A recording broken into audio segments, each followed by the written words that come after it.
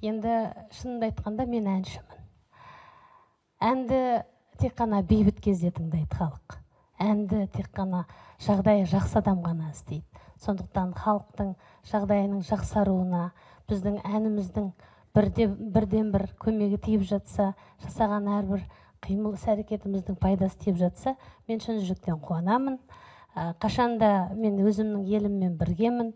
Соның ішінде мемлекет басшысының кез келген бастауына, енді ол өзінің жан-жағындағы ақылдасып, қабырғасымен кеңесіп, осындай ел қалауларының бірге қосыла отырып бастаған бастауларына мен қашанда қосылып, оған өзімнің халық арасынан қол ұшымды беруге дайынмын. Мен де ел деген, жер деген қыздың бірімін.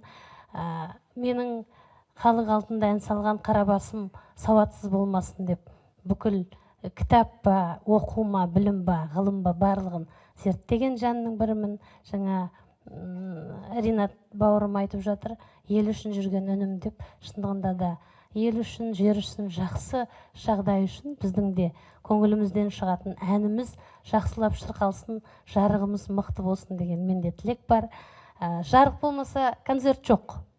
Жарық болмаса біздің көңіл күйіміз көтеріңкі болмайды. Сондықтан мамандар, арнайы ғалымдар, ел үшін қызмет еткен ағалар осыған өз үлестерін жақсылап қосады. Біз соған қашанда қосыламыз.